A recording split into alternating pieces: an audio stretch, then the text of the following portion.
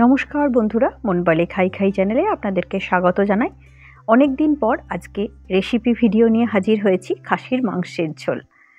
আসুন দেখে নেওয়া যাক আমি কিভাবে বানাচ্ছি। এটি বানানোর জন্য আমি 1.5 কেজি খাসির মাংস প্রথমে ভালোভাবে ধুয়ে পরিষ্কার করে নিয়েছি পিসগুলোকে। তারপর এর মধ্যে কিছু মশলা দিয়েছি পরিমাণ মতো নুন, হলুদের গুঁড়ো, 2 চামচ টক দই, 1 চামচ আদা রসুন বাটা আর 2 চামচ সর্ষের তেল। ভালোভাবে মাখিয়ে নিয়ে ঢাকা দিয়ে রেখে দিলাম ম্যারিনেট করে। আর 2টো বড় সাইজের পেঁয়াজ, 1 ইঞ্চি আদা আর কয়েকটা কাঁচা লঙ্কা বেটে নিয়েছি, আর 2টো পেঁয়াজ পিস করে কেটেছি, কয়েকটা কাঁচা লঙ্কা গোটা নিয়েছি, একটা বড় সাইজের টমেটো। এবারে মূল রান্নাটায় চলে এসেছি। গ্যাসে কড়াই বসিয়ে নিয়েছি। 1 ঘন্টা ম্যারিনেট করে রাখার পরে আমি রান্নাটা শুরু করেছি। পরিমাণ মতো সর্ষের তেল দিলাম। আমি তেল একটু কমই ব্যবহার করি। তেলে 2টো শুকনো লঙ্কা ফোড়ন দিয়ে যে পেঁয়াজটা স্লাইস করে কেটে রেখেছিলাম ওটা দিয়ে দিলাম। দিয়ে তেলের সাথে একটু নাড়াচাড়া করে ভেজে নেব। যতক্ষণ না পেঁয়াজটা একটু নরম হয়ে যায় ততক্ষণ একটু নাড়াচাড়া করে ভেজে নিয়েছি। যখন পেঁয়াজটা একটু নরম হয়ে যাবে তখন কেটে রাখা টমেটোর পিসগুলো এর মধ্যে দিয়ে দেব। এবার এর মধ্যে দিয়ে দেব সামান্য নুন। নুনটা দিলে পেঁয়াজ এবং টমেটো দুটোই খুব তাড়াতাড়ি নরম হয়ে যাবে, মশলাটা সুন্দরভাবে কষানো যাবে। নুন দিয়ে কিছুটা সময় আরেকটু নাড়াচাড়া করে ভেজে নিলাম। দেখুন, যতক্ষণ না পর্যন্ত টমেটোটা নরম হয়ে যায়। পেঁয়াজ ও টমেটো যখন খুব ভালোভাবে নরম হয়ে যাবে তারপর এর মধ্যে আমি যে পেঁয়াজ, আদা, কাঁচা লঙ্কা বেটে রেখেছিলাম রসুন দিয়ে সেটা দিয়ে দিলাম, পুরো পেস্টটা। পুরো মশলাটাই আমি শিলে বেটেছি, শিল নোড়ায়। আগেকার দিনে যেভাবে রান্না করা হতো, যখন আমাদের এত মিক্সার গ্রাইন্ডার ছিল না, তখন যেভাবে মায়েরা রান্না করতো সেইভাবে রান্না করার চেষ্টা করেছি যাতে টেস্টটা ভালো হয়। এবার এর মধ্যে দিয়ে দিচ্ছি অল্প একটু হলুদের গুঁড়ো, দিয়ে মশলাটা একটু সময় কষিয়ে নিচ্ছি।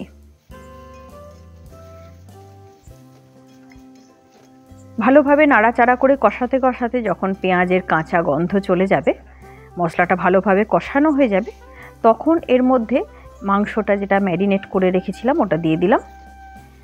দিয়ে বেশ ভালোভাবে কিছুটা সময় মাংসটা কষিয়ে নেব। বাটিতে যে মশলাটা ছিল ওটাও একটু ভালোভাবে হাতে করে পরিষ্কার করে দিয়ে দিলাম। কিছুটা সময় কষাতে কষাতে মাংসটা থেকে অনেকটা জল বেরিয়ে যাবে, তাই আঁচটা কমিয়ে গ্যাসের ঢাকা দিয়ে রেখে দিলাম। গ্যাসের আঁচ কমিয়ে ঢাকা দিয়ে রাখলে মাংসটা থেকে যে জলটা রয়েছে মাংসটার মধ্যে সেটা বেরিয়ে আসবে। দেখুন, দেখেই বুঝতে পাচ্ছেন কতটা জল বেরিয়েছে। এই জলটাতেই কিন্তু পুরো মাংসটা কষানো হয়ে যাবে, এক্সট্রা কিন্তু আর জল দিতে হবে না। এবারে দিয়ে দিচ্ছি ছোট চামচের 2 চামচ জিরের গুঁড়ো। এখানে এটা 1 চামচ পরিমাণ, চামচটা খুবই ছোট তাই আমি 2 চামচ দিলাম। জিরের গুঁড়ো দেওয়া হয়ে গেল। এবারে এর মধ্যে আমি দিয়ে দেবো মিট মশলা। আমি এখানে সানরাইজের মিট মশলা ব্যবহার করেছি, এইটাই আমার ভালো লাগে, এই ব্র্যান্ডেরটাই, তাই এই মিট মশলাটাই দিলাম। দিয়ে একটু ভালোভাবে পুরো মাংসের সাথে মিশিয়ে নিচ্ছি।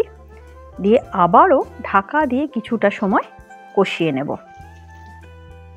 গ্যাসের আঁচ কমানোই আছে। গ্যাসের আঁচ কমিয়ে ঢাকা দিয়ে একটু সময় ধরে মাংসটা ভালোভাবে কষিয়ে নিতে হবে। যখন মাংসটা পুরো কষানো হয়ে যাবে, পুরো জলটা একদম শুকিয়ে যাবে, মাংস থেকে একদম তেল ছেড়ে আসবে, ততটা সময় পর্যন্ত আমাদেরকে একটু ধৈর্য ধরে অপেক্ষা করে মাংসটা ভালোভাবে কষিয়ে নিতে হবে। মাংসটা যখন ভালোভাবে কষানো হয়ে গেল তখন এবারে সেদ্ধ করার জন্য আমি প্রেসার কুকারের মধ্যে দিয়ে দিলাম। তার আগে প্রেসার কুকারের তলায় অল্প একটু জল দিয়েছি যাতে মশলাটা প্রেসার কুকারের তলায় ধরে না যায়। কড়াইটা ধুয়েও জলটা দিয়ে দিলাম। পরিমাণ মতো যেরকম ঝোল রাখবো সেই অনুযায়ী জলটা দিলাম। দিয়ে এবারে প্রেসার কুকারের ঢাকনাটা বন্ধ করে দিয়েছি। আমি কাঁচা লঙ্কাগুলো দিতে ভুলে গিয়েছিলাম, তাই আরেকবার ঢাকনা খুলে কাঁচা লঙ্কাগুলো দিয়ে এবারে একদম কম আঁচে আমি একটাই হুইসেল দেব। যেহেতু আমি আঁচ কমিয়ে অনেকক্ষণ কষিয়েছিলাম, তাই একটা হুইসেলে সেদ্ধ হয়ে যাবে। তারপরে যখন নিজে থেকে প্রেসার কুকারের ঢাকনা খোলা যাবে তখনই প্রেসার কুকারের ঢাকনা খুলে নিলাম। এবারে মাংসটা আমি প্রেসার কুকার থেকে আবারও কড়াইয়ে ঢেলে নেব, যাতে সার্ভ করার সময় সুবিধা হয়। কড়াইয়ে ঢেলে নিয়েছি। এবার এর মধ্যে দিয়ে দিচ্ছি গরম মশলার গুঁড়ো। আমি এখানেও সানরাইজের শাহি গরম মশলাই ব্যবহার করেছি। দিয়ে একটু সময় ঢাকা দিয়ে রেখে তারপরে এসে পরিবেশন করে দিচ্ছি। তৈরি হয়ে গেল খাসির মাংসের ঝোল। আপনারা এইভাবে বাড়িতে বানান। কেমন হলো আমাকে কমেন্ট সেকশনে লিখে জানান। যদি ভালো লেগে থাকে ভিডিওটি লাইক করুন, শেয়ার করুন। এভাবেই আমার পাশে থাকার জন্য মন বলে খাই খাই চ্যানেলকে সাবস্ক্রাইব করুন। নমস্কার, ভালো থাকবেন, সুস্থ থাকবেন। দেখা হচ্ছে পরবর্তী কোনো ভিডিওর সাথে।